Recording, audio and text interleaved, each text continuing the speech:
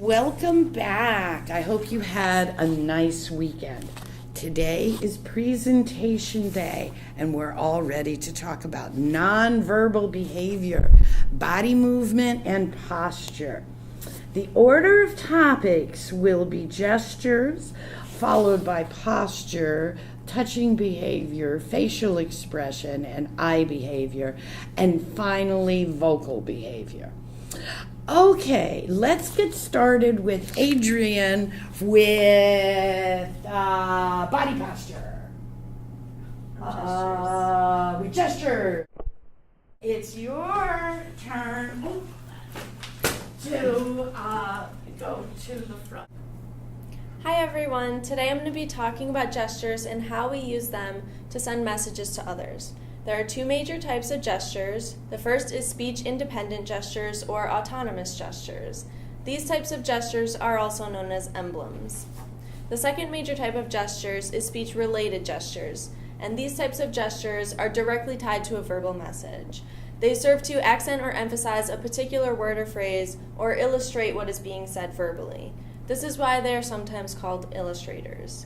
Using these gestures can be very important for regulating the flow of conversation and expressing meaning when verbal messages are difficult to interpret. Here is a video demonstrating different types of gestures.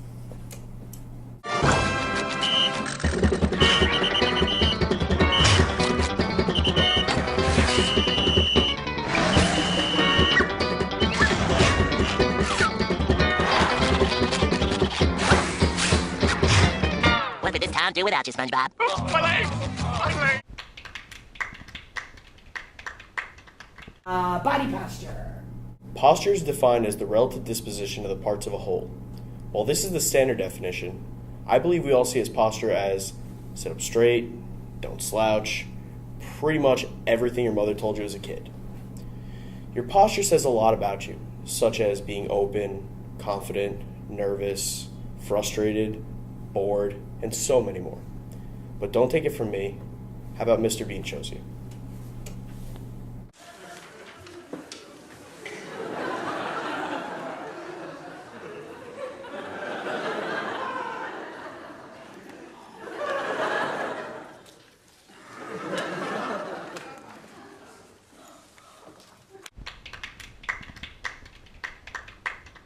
My project is on touching behavior, and one of the most potent forms of nonverbal communication is when two people touch. Touching may be self-focused or other-focused, and it is a highly ambiguous form of behavior. Its meaning often depends on the context, nature of the relationship, and the manner of execution. Adapters can be used when communicating nonverbally through touch, like licking, picking, holding, pinching, and scratching. An example of these adapters can be seen in this short clip.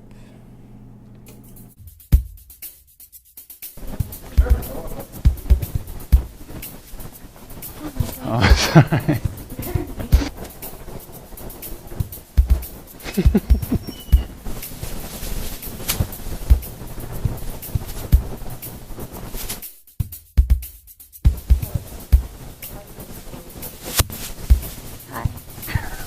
Hi. The topic I'm presented is on facial expressions. Facial expressions are one or more motions and positions of the muscles beneath the skin of the face. These movements display a particular emotion of an individual to observers. Facial expressions are a form of nonverbal communication because it is a standard means of conveying social information between humans and other animal species. An example of facial recognition is the term SADFISH. SADFISH is an acronym that is used to remember 7 universal emotions that are recognized cross-culturally. Sadness, anger, disgust, fear, interest, surprise, and happiness are core emotional expressions known around the world. Here is a video that displays some of these emotions.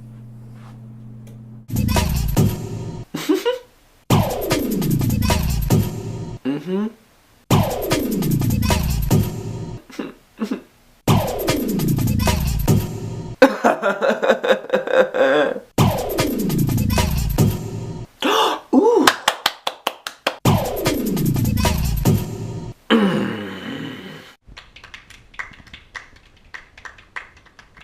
Eye behavior is a very important part of nonverbal communication. It has the power to display interest, respect, and comprehension depending on the quality and quantity of eye contact. Looking at someone during a conversation displays interest, while looking away displays the opposite. Eye behavior is also used to exhibit leaving cues. Generally, one begins looking away or towards the exit at the end of a conversation, using eye contact to regulate the flow and intensity of communication. In this clip, a girl and a guy are seen meeting for the first time. At first, the girl is looking away, focusing on her task. However, once he catches her interest, they begin making solid eye contact, typical behavior of more intimate interactions. God! You're like Ruth Gordon, just standing there with the tannis root. Make a noise. Rosemary's Baby.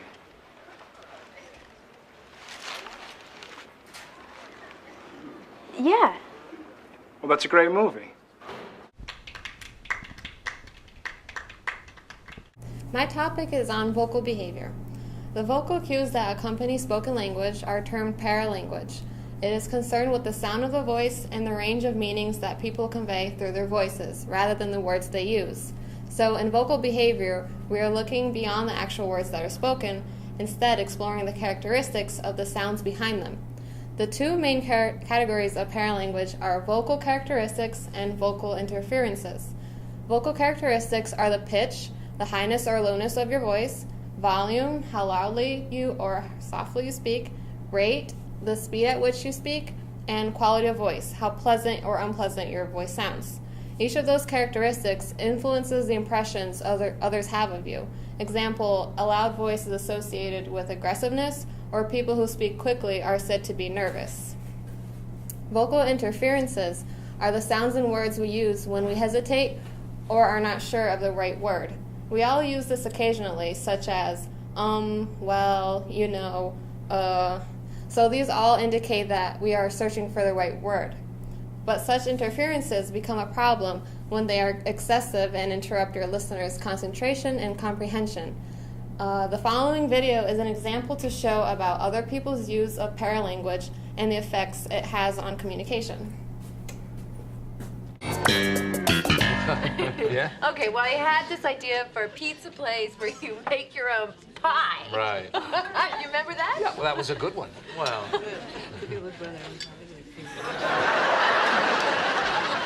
What's that? Excuse me? Yeah. Yeah? Yeah. Yeah.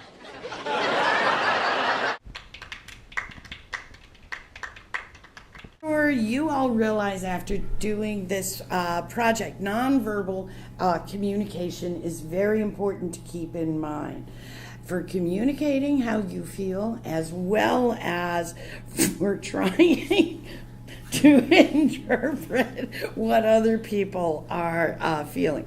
For example, in a job interview, you might want to look confident in your posture and assertive in your paralanguage. So it looks like we're out of time for today. And in case you're worried about your grades, guys, just remember, C's get degrees.